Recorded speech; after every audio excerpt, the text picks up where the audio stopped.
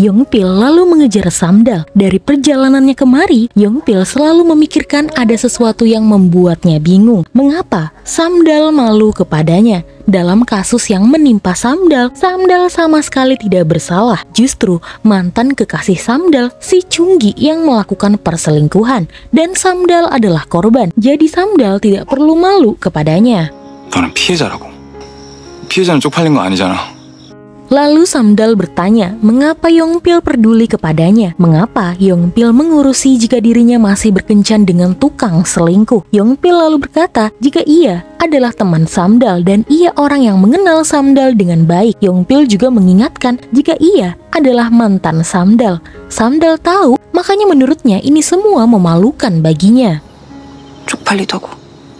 Lalu Samdal masuk ke dalam rumah yang sudah ditunggu oleh ibunya karena pertengkaran Samdal dengan Yongpil tadi. Samdal menjelaskan mereka hanya berselisih paham saja. Ibunya pun tidak terlalu menanyakannya dan menyuruh Samdal untuk segera berganti baju. Samdal lalu melihat obat yang pernah diberikan oleh Yongpil. Ia lalu teringat saat dulu mereka masih berkencan. Samdal menangis karena ibunya melempar sendok karena tidak setuju Samdal kuliah ke luar negeri. Yongpil datang membawakan obat memar untuk Samdal dan tidak lupa ia mengoleskannya kepada kekasihnya itu. 일로 와봐, 내가 발라줄게. 아파?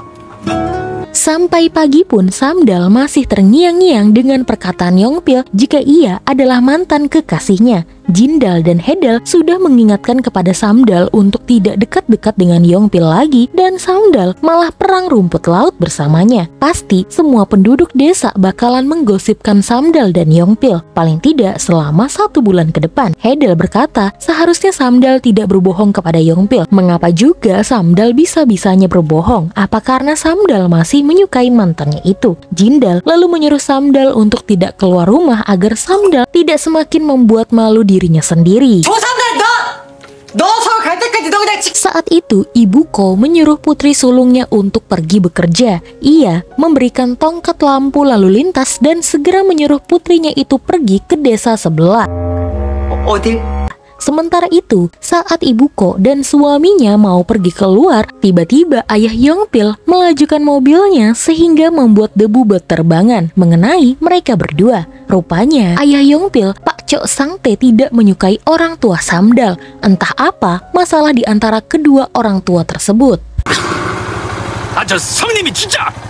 Hari itu, Yongpil sedang berada di Museum Samdalri dan melihat 2 foto hanya wanita yang dipajang di sana. 2 wanita yang sama-sama bernama Mija. Ko Mija, ibunya Samdal, dan Bu Mija, ibunya Yongpil. 2 sahabat yang bernama sama itu adalah ikon Hanyo di desa Samdalri. Apalagi foto ini diambil saat mereka berdua sedang mengandung Samdal dan juga Yongpil. 나랑 삼다리가 저 뱃속에 있었다고 줬대. Hari itu, Samdal mendapatkan kiriman obat memar yang sama. Ia bingung siapa lagi yang mengiriminya obat. Yang satu Yongpil, lalu yang satunya siapa? Samdal lalu mendapatkan pesan dari asistennya jika reporter An terus membuat berita yang menyudutkan Samdal. Samdal semakin muak, apalagi reporter An seenaknya mengambil foto-foto miliknya di Instagram dan membuatnya seolah-olah dia adalah figur yang jahat. Reporter An rupanya datang ke desa sebelah, desa Namdalri. Niatnya ingin mencari uang dengan menjatuhkan orang lain itu benar-benar sungguh keterlaluan. Sementara pada hari itu, ibu-ibu Hanyo desa Samdalri akan membersihkan bawah laut sekalian mencari kerang. Mereka melihat desa tetangga Namdalri, para Hanyonya sudah jarang terlihat karena rupanya jaringan listrik dibangun di bawah laut mereka. Dan sekarang mereka hidup dengan menjual tanah-tanah di sana yang akan dibangun taman kota.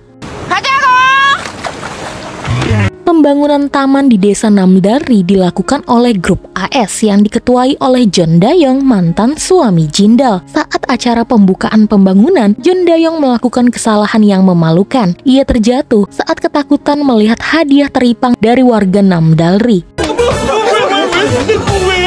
Hal tersebut menjadi bulan-bulanan para wartawan. Ia pun pulang dengan perasaan malu. Tapi saat pulang, ia malah melihat mantan istrinya sedang mengatur jalan. Dayong masih ingat bagaimana dulu Jindal pernah memarahinya hanya karena Dayong pernah mengatai makanan ibunya Jindal bau. Jindal dan Dayong sempat saling bertatapan dan hal tersebut membuat Jindal langsung menyuruh Samdal untuk membeli alkohol yang banyak karena ia perlu mabuk.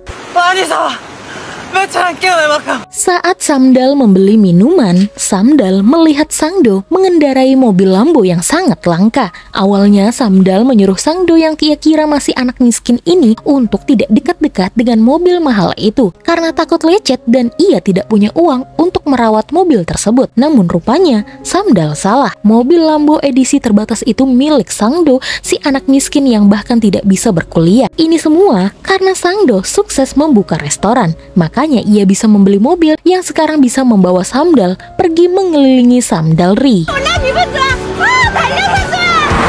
Sangdo lalu mengantar Samdal di tepi pantai tempat di mana Jindal sudah menunggu mereka. Sementara Sangdo mengantar Jindal pulang, Samdal meneruskan duduk di tepi pantai sendirian. Tiba-tiba Yongpil datang menghampiri Samdal. Samdal bingung bagaimana bisa Yongpil selalu datang ke tempat ia berada. Yongpil beralasan Samdalri adalah desa kecil. Tentu saja mereka bakalan sering bertemu. Ia singgah karena tadi melihat Samdal duduk sendirian di tempat ini. Di sana Yongpil berkata jika Samdal sebenarnya tidak perlu malu kepadanya. Di mana Samdal yang hebat, yang dulu suka melakukan apapun. Kenapa sekarang Samdal malah malu saat bersama dengannya? Samdal pun bertanya, apa Yongpil mengenal dirinya? Mereka berdua sudah berpisah selama 8 tahun. Dalam 8 tahun, Samdal telah berkencan dengan pria yang berbeda sebanyak 4 kali. Ia bekerja sampai gajinya naik. Dan sudah pasti, selama itu sifatnya juga bakalan berubah. Ia bukanlah Samdal yang dulu. Jadi, Samdal meminta kepada Yongpil untuk tidak bersikap seolah tahu segalanya tentang dirinya. 자꾸 날 다 아는 척 좀 하지 마. Sementara itu, reporter An merasa kedatangannya ke Namdalri sia-sia saja. Di sana, ia lalu mendengar percakapan ibu-ibu jika ada seorang fotografer dari Samdalri pulang ke kampung halaman karena kasus perundungan. Reporter An yakin itu adalah Enhi. Ia lalu mencari tahu di mana Enhi alias Samdal tinggal dan datang ke sana. Untuk meyakinkan jika ini adalah rumah Enhi, reporter An lalu membuka kotak surat dan memfoto surat milik ayahnya Samdal. Setelah yakin, ia pun masuk ke halaman rumah Samdal dan di sana ia melihat Samdal berada di dalam kamar. Samdal lalu terkejut saat reporter An memoto dirinya. Ia pun langsung bersembunyi. Reporter An kemudian memanggil nama Enhi. Untungnya di sana ada Yongpil yang langsung mencegah reporter tersebut. Yongpil juga dibantu oleh Sangdo yang rupanya tengah berada di rumah Yongpil. Yongpil menyuruh reporter An untuk segera menghapus hasil jepretannya karena ini melanggar privasi. Tapi reporter itu mengancam jika Yongpil sama saja menghalangi pekerjaannya sebagai wartawan. 치겠네 기자를. 다음에 올게요. Reporter An kemudian singgah di kedai milik Gyeongtae. Di sana, ia menelpon bosnya karena sudah mendapatkan berita baru. Gyeongtae yang mendengar hal tersebut mengira reporter An adalah wartawan yang habis meliput pembukaan taman di desa sebelah. Dengan pedenya, Gyeongtae dan Eun-u menceritakan kehidupan desa Samdalri yang menurut mereka lebih baik ketimbang desa Namdalri. Dan menurut Gyeongtae, reporter An bisa tanya apapun tentang Samdalri kepadanya. Tanpa Gyeongtae tahu tujuan sebenarnya reporter An datang ke desa ini. Reporter An kemudian menanyakan tentang seorang wanita dari desa Samdalri. Wanita itu bernama Enhi yang telah menyalahgunakan kekuasaan kepada asistennya dan pulang kemari. Ia tadi datang ke rumahnya, namun teman-teman Enhi mengusirnya. Mereka berdua pasti tahu siapa Enhi. Gyeongtae dan Eun-u pun terkejut. Mereka sepakat untuk berkata tidak mengenal Enhi. Reporter An lalu menunjukkan foto yang baru saja ia ambil. Di sana Gyeongtae dan Eun-u melihat wajah Samdal dan bertepatan pada saat itu Yongpil mengirimi teman-temannya pesan jika ada wartawan licik yang lepas di Samdalri. 너구나, 쥐새끼. Di rumah Samdal, Samdal sedang khawatir mengapa reporter An bisa tahu rumahnya dan datang ke Jeju. Tiba-tiba ibunya Gyeongtae datang ke rumah mereka untuk memberitahukan Samdal jika Samdal jangan keluar rumah terlebih dahulu karena baru saja Gyeongtae dan Eun-u bertengkar dengan reporter licik dan saat ini mereka sedang berurusan di kantor polisi. Rupanya reporter An tidak terima karena ternyata Gyeongtae baru saja menghancurkan kamera mahal miliknya. Ia akan menuntut Gyeongtae jika jika tidak mengganti kameranya. Yongpil pun datang dan mereka melawan reporter An bersama-sama. Dengan pedenya, Yongpil bersedia membayar kamera milik reporter tersebut. Tapi setelah tahu harga kameranya begitu mahal, Yongpil dan Gyeongtae sedikit ciut. Dan kemudian reporter An mengejek mereka semua miskin. Dan kemudian mereka kedatangan Sangdo.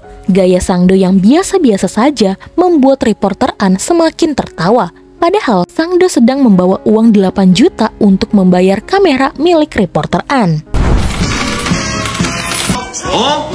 돈이 왜 없어?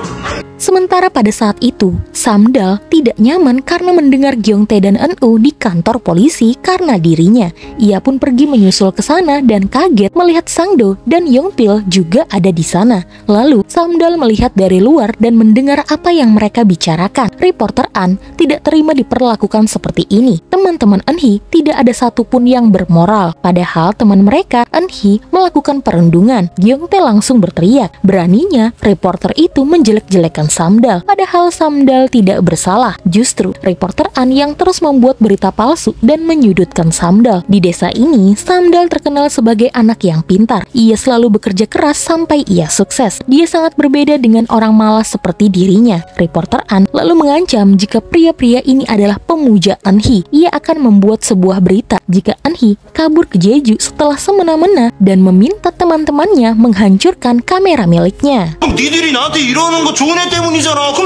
Lalu tiba-tiba Samdal muncul dan menyuruh reporter An untuk menulis semua berita tentangnya. Tapi sebelum itu, ia akan menuntut reporter An karena reporter An telah masuk ke dalam halaman rumahnya tanpa izin. Ia akan menuntut sebagai masuk tanpa izin. Lalu reporter An membuka kotak surat dan memotretnya. Ia akan menuntut sebagai pelanggaran privasi. Lalu reporter An mengambil foto saat ia berada di kamar dan sedang memakai piyama. Ia akan menuntut reporter An pelanggaran hak publisitas dan penghinaan seksual. Reporter An tidak terima. Menurutnya itu hanya bagian dari pekerjaannya saja. Lagi pula, Eun-hee alias Samdal tidak punya bukti apa-apa. Selain saksi, Samdal punya bukti yang lebih konkret, yaitu dashcam mobil Lambo milik Sangdo yang diparkirkan di depan rumah Yongpil dan juga Samdal. 너무 명백한 증거네요. Akhirnya reporter An pulang tanpa mendapatkan berita apapun. Tapi mereka yakin reporter licik itu pasti akan kembali. Rupanya menurut Yongpil, mobil berisik milik Sangdo ada gunanya juga. Di sana, Gyeongtae akhirnya meminta maaf kepada Samdal atas kesalahan pahaman mereka tempo lalu. Bukan maksudnya ia senang mendengar Samdal gagal. Ia hanya merindukan Samdal. Selama ini ia bangga kepada Samdal karena hanya Samdal yang berhasil di luar Samdalri. Ia selalu mendukung Samdal dan membaca semua artikel tentang Samdal. Ia begitu bahagia melihat kesuksesan sahabatnya itu. Menurutnya, Samdal adalah kebanggaan mereka. 우리 자랑이고, 내가 왜 내가 네가 망 Melihat Samdal menangis setelah mendengar pernyataan dari Gyeongtae, Yongpil berniat mengambilkan tisu untuk mantannya itu. Tapi ia kalah cepat dari Sangdo. Lalu keesokan harinya, saat rapat pagi di BMKG, seperti biasa Yongpil selalu menyanggah pernyataan dari BMKG pusat. Menurut Yongpil, hari ini di Jeju akan turun hujan. Tapi menurut BMKG pusat, secara ilmiah tidak ada tanda-tanda akan turun hujan di sana. Yongpil yakin pasti turun hujan. Kepala timnya pun tidak setuju dengan Yongpil. Namun, tiba-tiba di Jeju hujan turun dengan derasnya.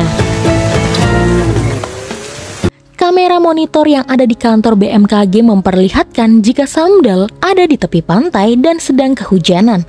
Terungkap sudah mengapa Yongpil selalu tahu di mana Samdal berada.